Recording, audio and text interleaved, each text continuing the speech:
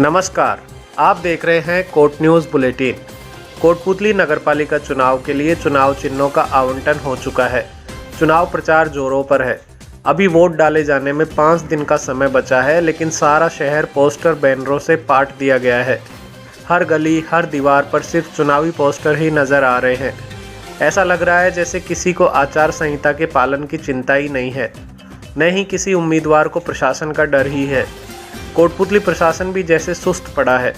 कहीं कोई कार्रवाई या आचार संहिता के पालन की कोशिश ही नज़र नहीं आ रही। कोटपुतली से देखिए कोट न्यूज़ संवाददाता महेंद्र सैनी की स्पेशल रिपोर्ट।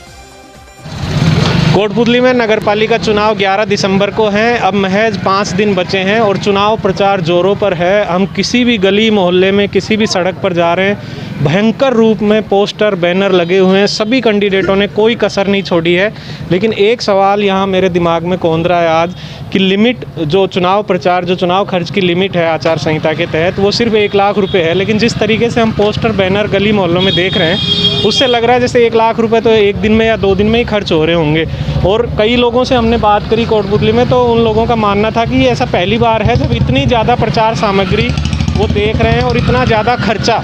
जबकि ऐसा माना जा रहा था कि कोरोना के बाद में जो पोस्ट कोरोना पीरियड है, पोस्ट लॉकडाउन पीरियड है, उसमें लोगों की हालत ख़राब है, धंधा पानी कुछ भी नहीं है, फिर इतना पैसा कैसे खर्च हो रहा है। हमारे साथ कुछ लोग हैं यहाँ, पान की जैसे कि राजनीतिक चर्चाएं होती हैं, पान की दुकान पर ज़रूर होती हैं, तो हम यहाँ पहुँचे आज़ाद चौक के पास में, दिल्ली दरवाजे के पास में, तो हम बातचीत करते हैं। जी, अपना परिचय बताइए। जुगल किशोर नाम है मेरा।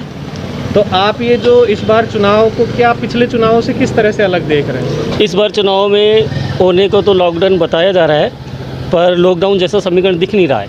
यहाँ इतना प्रचार हो रहा है, इतना हवा आज तक हमने नहीं देखा, बहुत ज़्यादा। आप पिछले चुनाव में, जैसे कि आपकी उम्र के हिसाब से, मतलब 4-5 चुनाव तो आपने देखे ही होंगे नगर पालिका के, तो क्या इस बार ज़्यादा प्रचार सामग्री? बहुत ज़्यादा प्रचार सामग्री है, बहुत ज़्यादा लोग इकट्ठे हो रहे हैं, बहुत ज़्यादा ऐसा लग रहा है कि इस बार ज़्यादा कुछ हो रहा है पहले के निस्बत।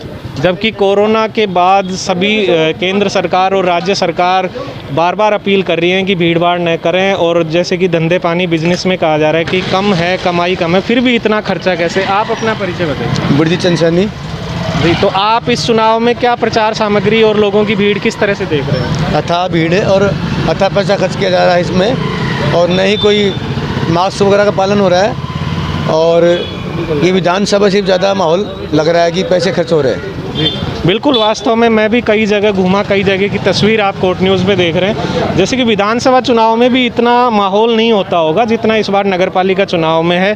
जी, आप पान बना रहे हैं, और एक बात, आप हालांकि आप थोड़ा हिचक रहे हैं, लेकिन आप बताइए कि पान की दुकानों पे अक्सर चर्चाएं होती हैं राजनीति की, तो यहाँ क्या चर्चाएं चलती हैं? भैया, चर्चा तो चलती है चुनाव की। अब सरकार तो वैसे तो पान की दुकान सब मार्केट 7 बजे बंद करता है, लेकिन वैसे आम पब्लिक तो बहुत ज़्यादा घूमती रहती है, उससे भी तो फर्क पड़ता है। या तो अगर दुकानें बंद कर दो, मतलब लोगों का आना जाना बंद ही करें। ये पान की दुकानें आमतौर पर देर रात तक खुली रहती हैं और लोग पान खाते खाते चर्चाएं करती हैं, लेकिन अब तकलीफ़ ये है कि शाम को 7 बजे बाज़ार बंद करा दिया जाता है, लेकिन चुनाव प्रचार वालों को नहीं रोका जाता। वास्तव में ये सही है, और ये मांग भी सही है कि जिस तरह से दुकानें बंद करवाई जा रही हैं, उसी तरह चुनाव प्रचार पर भी अंकुश हो, और इतना पैसा जो अथाह, इस पर कोई निगरानी करने वाला हो कोटपुतली प्रशासन की तरफ से। अभी तक तो ऐसा देखने को नहीं मिला है कि चुनाव प्रचार में जो अथाह पैसा खर्च किया जा रहा है, उस पर किसी तरह का कंट्रोल या उसको नियमित करने की कोशिश की गई हो। अब आगे 4-5 दिन बचे हैं, तो ये देखा जाएगा कि अगर इसको क्या कोई मॉनिटरिंग करता है या कोई कार्रवाई की जाती है या नहीं। महेंद्र सैनी, कोट न्यूज़। आने वाली 11 दिसंबर को वार्ड नंबर 27 से सिलाई मशीन के सामने वाला बटन दबाकर विनोद पायला को विजयी बनाएं। पोस्टर बैनर से गली मोहल्ले पाट जरूर दिए गए हैं, लेकिन एक अच्छी बात यह है कि इन पोस्टर बैनरों ने ही कई लोगों को रोजगार भी दे दिया है। कोरोना काल में लॉकडाउन और उसके बाद भी ठप पड़े काम धंधों में एक नई रौनक आ गई है। आपको मिलवाते हैं पोस्टर बैनर में काम आने वाली फ्रेमिंग को बनाने वाले एक कारीगर से। चुनाव प्रचार तो चरम पर है ही, और चुनाव के लिए जो सामग्री तैयार कर रहे हैं उन लोगों के लिए भी आज ये दिन जो चुनाव के प्रचार के दिन है, ये अच्छा शगुन लेके आए हैं। और अच्छा इनकी एक तरीके से जो पिछले 8-10 महीने से लॉकडाउन और कोरोना के काल में धंधा एक तरह से धंधा विहीन हो गए थे, लगभग धंधा बंद हो गया था, उनके लिए भी अच्छा ये शुभ संकेत मान रहे हैं। हमारे पास हम यहाँ पहुँचे हैं जहाँ चुनाव प्रचार सामग्री तैयार हो रही है। ये फ्रेम्स हैं, इन फ्रेम पर फ्लेक्स प्रिंटिंग का लगा के और पोस्टर तैयार किए जाते हैं। काफ़ी सारी संख्या में फ्रेम रखी हैं, और जो ये फ्रेम एक कारीगर जी हैं ये फ्रेम बना रहे हैं, हम इनसे बात करना चाहेंगे। अपना परिचय दीजिए कोर्ट न्यूज़ पे। मेरा नाम हीरालाल वर्मा है। मैं स्पेशल फ्रेमिंग का ही काम करता हूँ मैं। तो ये जो आप, ये मैं कैमरामैन से कहूँ ये फ्रेम दिखाएं, ये लकड़ी का ये फ्रेम ये किस तरह से तैयार होती है? इनकी प्लानिंग तो 4-5 कैटेगरी से गुजरती है, पर ये है कि अच्छा माहौल है इनका। नहीं, जैसे हम शुरुआत से बताएं कि ये लकड़ी से आप कैसे तख्ते से कैसे काटते हो? मशीन से कटते हो? मशीन से कटाई होती है। ये पहले तो ये फट्टे चीरने पड़ते हैं इन्हें, फिर इनकी 1-1 इंच की लेरी बनानी पड़ती है। फिर ये चारों तरफ की 4 लकड़ियाँ फिर कील ठोक कील ठोकनी पड़ती है इसके लिए। एक कील ठोक के हमें बताइए कैसे तैयार होगी ये? तो उधर बैठिए आप। रखे भाई। अच्छा, इस पे पाँव रखना पड़ेगा।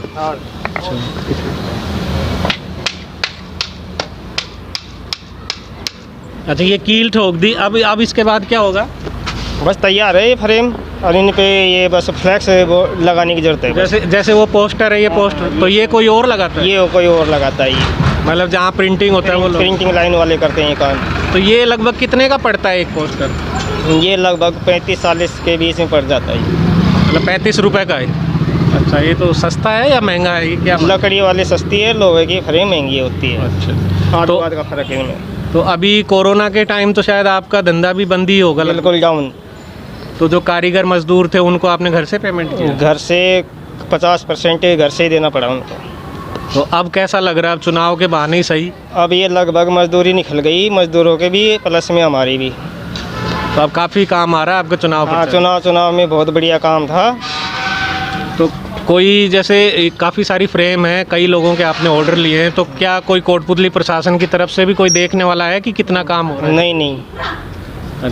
कोई ऐसे अंकुश नहीं है कि कितने भी बनवाओ प्रचार? कोई दिक्कत नहीं इसके लिए जी। काफ़ी संख्या में मैं ये फ्रेम दिखाना चाहूँ तो काफ़ी संख्या में फ्रेम हैं, और ऐसे ही कितने ही कारीगर हैं, कितनी मशीनें हैं, कितने ही कारखाने हैं जहाँ पर ऐसे ये फ्रेमिंग और जो पोस्टर तैयार करने का काम किया जा रहा है। लेकिन कई लोग इस पे डाउट भी कर रहे हैं कि काफ़ी ज़्यादा संख्या में काफ़ी जो पैसा खर्च किया जा रहा है, लोग इस पे कोई अंकुश नहीं है, प्रशासन की तरफ से कोई मॉनिटरिंग का काम नहीं है कि कितना पैसा किस कैंडिडेट ने किस खर्च किया जा रहा है। और जैसे कि कई लोग कहते हैं कि बाद में ये लोग जो उम्मीदवार हैं वो लोग कम पैसा दिखाते हैं, जबकि पैसा वास्तव में ज़्यादा खर्च होता है। अब देखने वाली बात ये होगी कि प्रशासन इसको किस तरह से कंट्रोल कर पाता है। लेकिन सुखद बात ये है कि जो 8-10 महीने से जो लोग बेरोज़गार बैठे थे, मज़दूरों को पैसा नहीं मिल पा रहा था, लोग घर में से पेमेंट कर रहे थे, उनके लिए थोड़ा सा सुख भरे दिन अब आए हैं। Mahendra Saini, court news.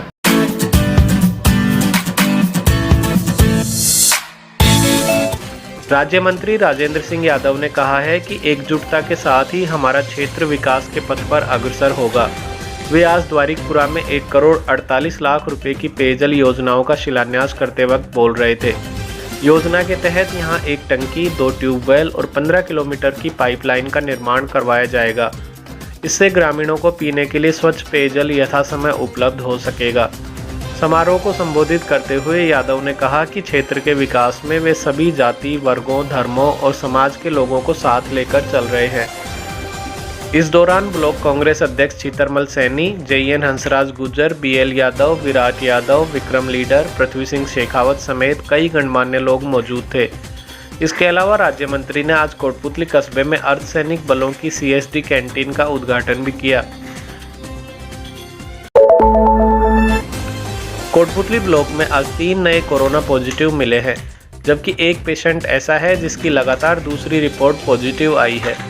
BCMHO doctor Ramniwas Yadav के मुताबिक कोटपुतली कस्बे में एक पेशेंट नागाजी के मंदिर के पास का है, जबकि 2 पेशेंट शेरावत अस्पताल के पास के हैं। इन सभी के संपर्क में आने वाले लोगों की जांच अगले कार्य दिवस में की जाएगी। इस तरह कोटपुतली ब्लॉक में अब तक कुल कोरोना पॉजिटिव लोगों की संख्या 893 पहुंच चुकी है। हालांकि हमारे इलाके में राहत की बात यह है कि एक्टिव केसेस की संख्या काफ़ी कम है।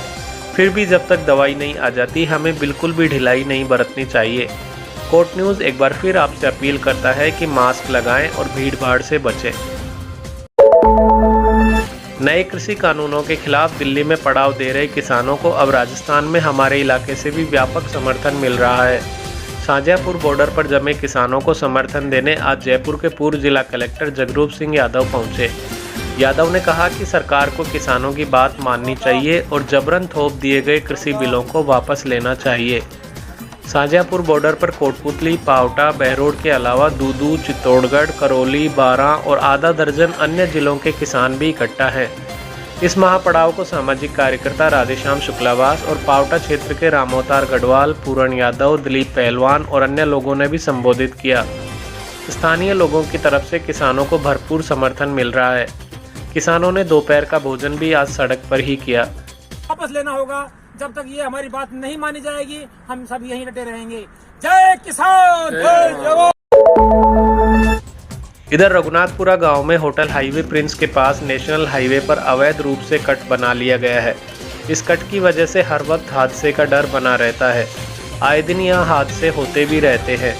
गांव के चौथमल आर्य ने NHAI से RTI के तहत इस कट के बारे में जानकारी मांगी तो ये अवैध निकला। हैरानी की बात यह है कि होटल के सामने अनाधिकृत कट की कोई अनुमति नहीं है, लेकिन ना NHAI और न ही प्रशासन इसे बंद करवा रहा है। ग्रामीणों ने इस संबंध में क्षेत्रीय सांसद कर्नल राज्यवर्धन सिंह राठौड़ और ट्रांसपोर्ट मिनिस्टर नितिन गडकरी को पोस्ट कार्ड भेजे और ट्वीट भी किए, लेकिन अभी तक कोई कार्रवाई नहीं की गई है। ऐसे में सवाल उठता है कि क्या सरकार किसी बड़े हादसे का इंतजार कर रही है? कोट न्यूज़ पहले भी हाईवे पर अवैध कटों के कारण आए दिन होने वाले हादसों पर स्पेशल रिपोर्ट दिखा चुका है। सरकार और NHAI को चाहिए कि ऐसे अवैध कटों को तुरंत बंद कर दिया जाए। नई Yamaha FZS V3 BS6 engine के साथ जो देता है आपको 150 सीसी की जबरदस्त ताकत और सेगमेंट का बेहतरीन माइलेज। ABS टेक्नोलॉजी के साथ dual disc brakes, stylish LED headlamps और भी बहुत कुछ। Yamaha FZS, the lord of the streets. Test ride के लिए आज ही पधारे। Shriji motors, Putli road, NH8, Kotputli.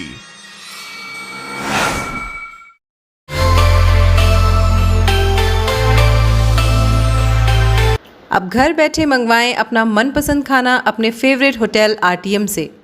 आज ही डाउनलोड करें home restro app Google play store से और पाएं शानदार डिस्काउंट। होटल RTM 30 सालों से आपकी सेवा में।